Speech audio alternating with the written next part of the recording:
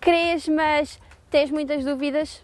Há questões que para ti que são um mistério ou que não fazem grande sentido? Este programa é para ti. Vamos desmistificar. Ao longo de 14 programas tratamos 7 temas que jovens como tu e eu queremos ver mais esclarecidos.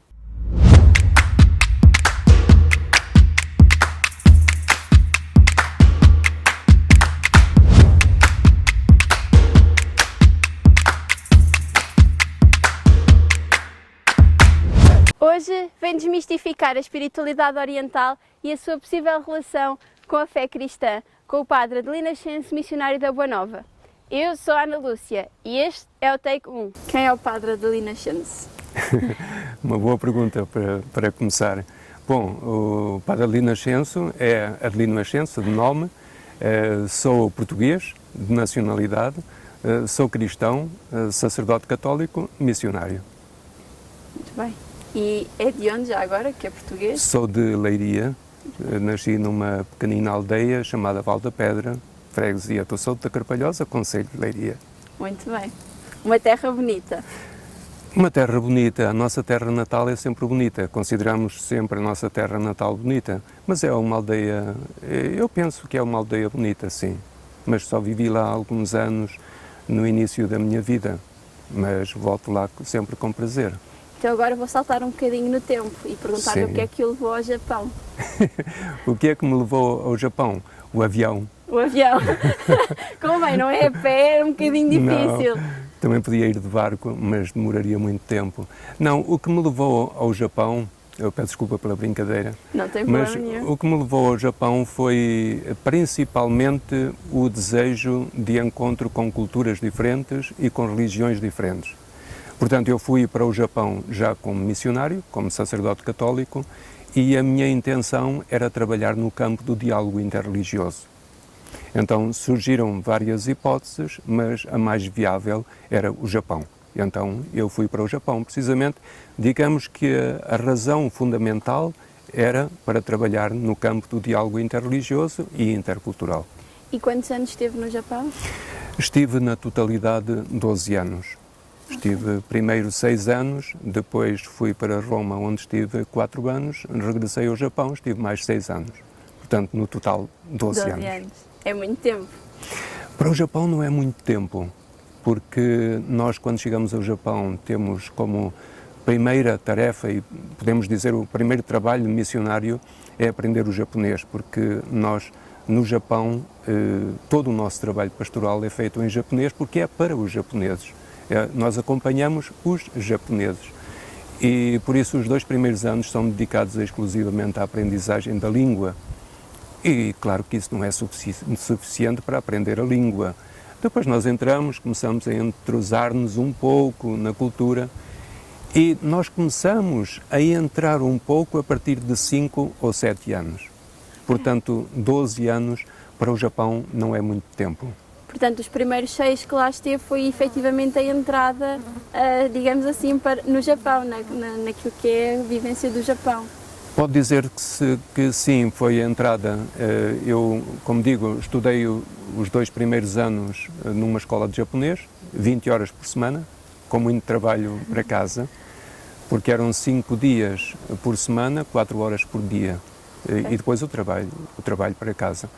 Mas depois desses 2 anos, aliás, no segundo ano eu já estava simultaneamente a trabalhar oficialmente numa paróquia, mas depois fui nomeado para outras paróquias, para o trabalho pastoral, e no último ano eu estava a dar aulas na Universidade Católica, a pedido do arcebispo de Osaka, que era a cidade onde eu estava, mas pode dizer-se que no meio deste trabalho que eu desenvolvia, foi uma entrada no Japão.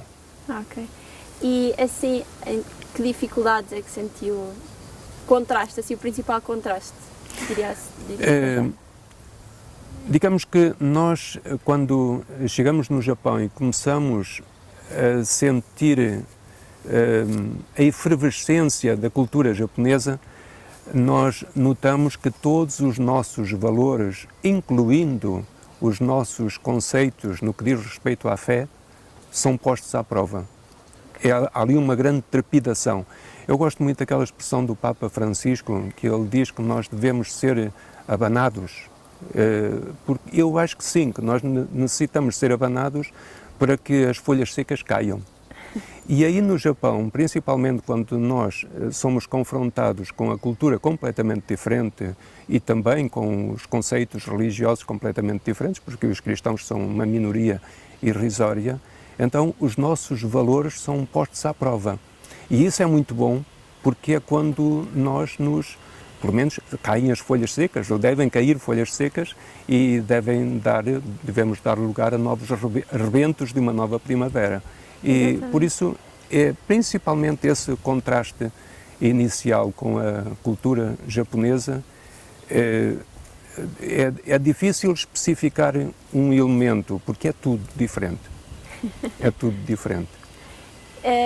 Tendo em conta que o tema da nossa conversa se foca um bocadinho na espiritualidade oriental, consegue definir o que é a espiritualidade oriental? Dá para definir, falar-nos um bocadinho das vivências diferentes que existem? Eu penso que é muito difícil definir a espiritualidade oriental, até porque há uma ideia muito difusa do que é a espiritualidade oriental.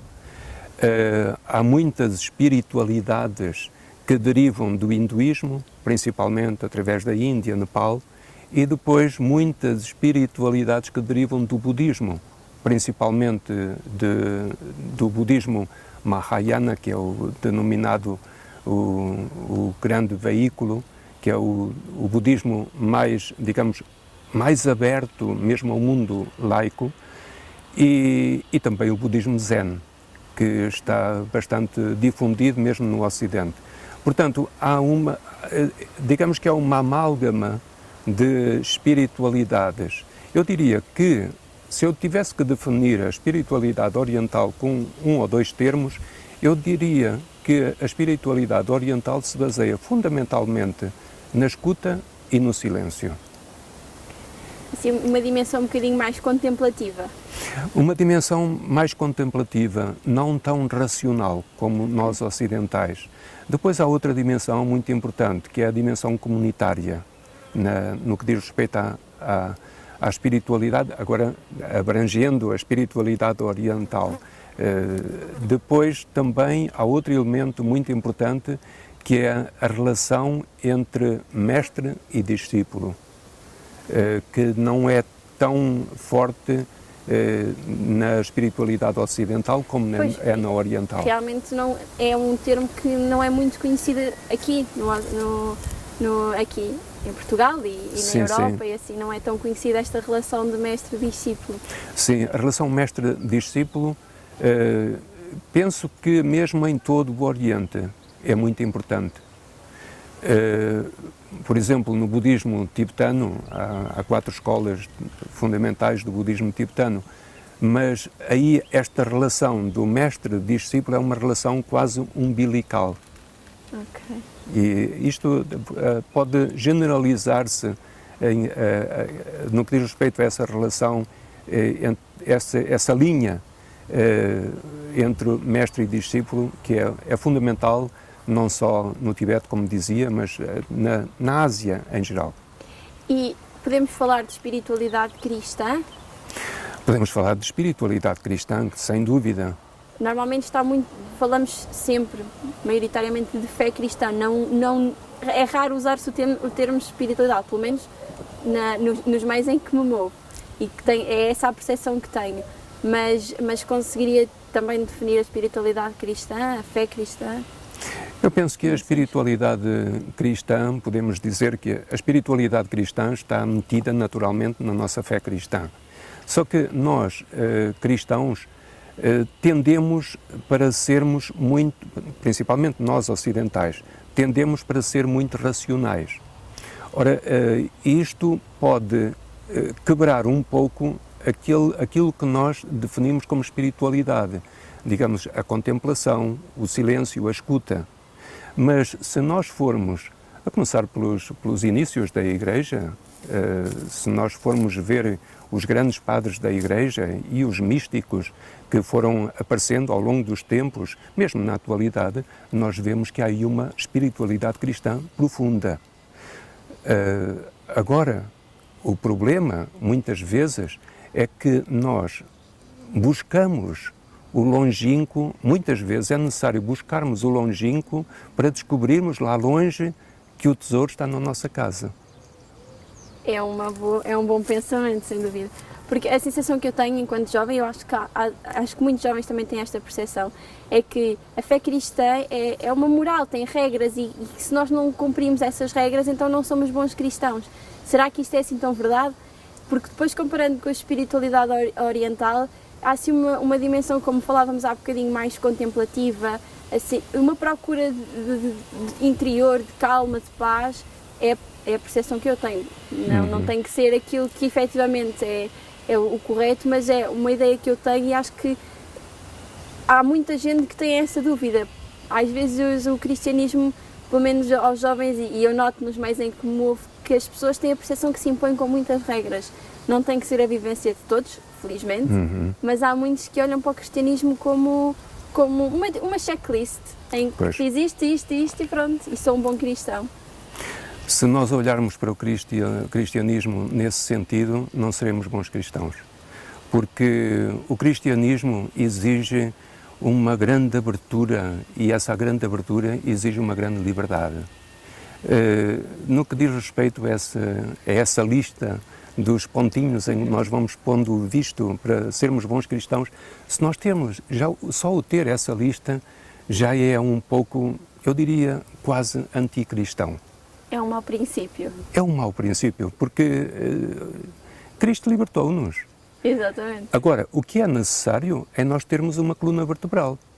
Nós não somos invertebrados, temos uma coluna vertebral.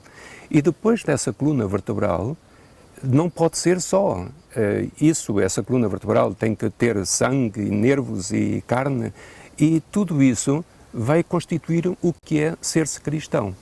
Portanto, a moral é fundamental, portanto, os princípios éticos são fundamentais. Há elementos que são estruturantes no que diz respeito à nossa própria fé, mas depois há os nervos, há a carne, há o sangue à volta dessa coluna vertebral. Ou seja, há uma dimensão muito maior que se calhar tem muito que ser trabalhada e que há sempre muito por descobrir. Mas é muito importante esta procura dos ramos, dos nervos, de tudo, e não só a coluna vertebral, porque não é só isso que faz o cristão. Exatamente, porque se a pessoa se concentrar apenas na coluna vertebral, eu sou um cristão muito certinho, eu vou à missa todos os dias ou todos os domingos, eu cumpro fielmente com todos os preceitos, eu vou à missa durante 1 hora, mas se o padre demorar demasiado tempo na homilia, eu já fico nervoso ou nervosa. E depois vou para casa e pronto, aquela missa durou 1 hora, foi 1 hora que eu reservei para a Eucaristia, mas depois levo a minha vida tranquilo, já não tenho nada a ver com a Eucaristia. Se assim for, a pessoa que faça isso é um mau cristão, porque é um mau princípio, porque a Eucaristia, aquilo que se vive na Eucaristia, que não pode ser para cumprir simplesmente um preceito. A pessoa deve ir com todo o seu ser, com toda a sua liberdade e com todo o seu ser, também com toda a sua rebeldia. Participa na Eucaristia e depois transmite aquilo que viveu na Eucaristia para a sua vida diária. Isso é ser-se um bom cristão. Portanto, viver na vida diária aquilo que experimentou na Eucaristia. Se experimentar na Eucaristia que é uma seca, então a sua própria vida será uma seca também. Portanto, aqui tem que se conjugar aquilo que é o preceito, digamos assim, o preceito e aquilo que está para além do preceito. Porque se for só para cumprir o preceito, então não se estará a ser bom cristão. Podemos definir semelhanças e diferenças entre a vivência oriental da fé, a vivência das religiões e das vertentes espirituais a nível oriental, daquilo que é o cristianismo e a fé cristã e a espiritualidade cristã? Eu referi há bocadinho a questão da razão. Nós concentramos-nos muito na razão e concentramos-nos muito também no individualismo. Nós somos muito individualistas, que isso pode derrapar naturalmente para o egoísmo. E Isto é algo que tem sido muito acentuado no Ocidente. Sim. No Oriente, como dizia também, há a dimensão comunitária, mais a dimensão da comunidade em si. E há uma grande intuição, daí a propensão para a contemplação que normalmente se liga ao Oriente. Eu penso que ambas as vertentes se completam, mas o Oriente pode ajudar-nos muito, precisamente na nossa busca de capacidade para escutarmos melhor. De escutarmos, não ouvirmos, escutarmos melhor, fazermos silêncio. Agora, eu penso que há na juventude, eu agora falo na juventude ocidental, poderia dizer o mesmo da juventude japonesa, por exemplo, mas há uma grande sede, uma grande fome de interioridade. E talvez por isso é que a juventude se deixa fascinar por aquilo que é denominada a espiritualidade oriental. Porque há ali uma necessidade de interioridade. Nós pensemos, por exemplo, imaginemos o sucesso que tem Taizé. Portanto, Exatamente. essa sede de espiritualidade. E o cristianismo oferece pontos de apoio para os jovens que têm essa sede de espiritualidade. Mas nem sempre foi assim. E nem em todos os lugares é assim. Por exemplo, no meu caso concreto, nos anos 80 do século passado, eu parti em direção à Índia, ou Nepal, ou Tibete, por esses lugares. E o que é que eu fui fazer a esses lugares? Fui à procura de algo que a espiritualidade ocidental, ou a religião, ou a fé em si, não me proporcionavam. Algo que eu não encontrava, por exemplo, na Igreja Católica. Eu sinto, também tive, já lhe tinha contado, pronto, conto aqui também, que eu pratico yoga e sinto que a razão que me levou ao yoga não foi relacionada com a espiritualidade, era mais com a componente física e com o desenvolvimento muscular e assim a nível de movimentos mais passivos, não tanto ativos, porque eu sou um bocadinho preguiçosa, mas no yoga o que eu encontrei foi também um espaço para esta dimensão contemplativa. Tinha aulas, por exemplo, em que o foco principal da aula era o agradecer, e em vez de agradecer na vertente do hinduísmo, aplicar aquilo enquanto cristã, agradecer a Deus pela natureza, pelos momentos, e ali encontrar um bocadinho também um espaço, apesar de estar numa aula com mais gente, um espaço de contemplação própria do silêncio que falava, que é muito importante, e de busca interior também de paz, e assim tentei transportar os meus valores cristãos para o yoga e viver aquilo que eles vivem na espiritualidade do yoga, que é relacionada com o hinduísmo, com a qual eu não, para mim não faz sentido, sou cristã e sou católica, e é isso que faz sentido para mim, e viver a espiritualidade que eles vivem enquanto hindus e eu vivê-la enquanto cristã naqueles momentos, e foi uma experiência, e tem sido, continua a fazer, é uma experiência muito interessante e é libertadora. Eu acho que se necessita de um retorno a um género de cristianismo mais, eu diria, simples, não simplório, simples e profundo, porque o cristianismo é simples, mas é muito profundo e muito exigente.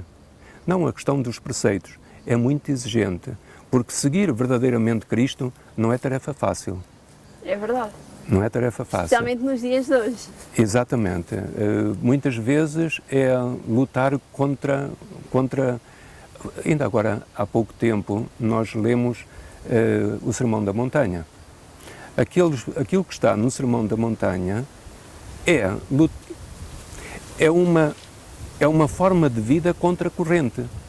Portanto, o mundo acaba por tentar estimular-nos para algo completamente diferente que aquilo que Mateus refere no Sermão da Montanha. No entanto, Mahatma Gandhi, que era um hindu convicto, ele admirava profundamente os Evangelhos E este Sermão da Montanha era para ele um ponto de referência. E é a beleza desta relação interespiritualidades, por assim se dizer. Sim. É que nós podemos... faço-lhe uma pergunta. Poderá ser arriscado vivermos a espiritualidade oriental enquanto cristãos? Pode ser arriscado, sim. Porque pode cair-se num sincretismo quase ingênuo. E se nós cairmos num sincretismo ingênuo, não estamos a absorver corretamente a espiritualidade tanto do Oriente como do Ocidente.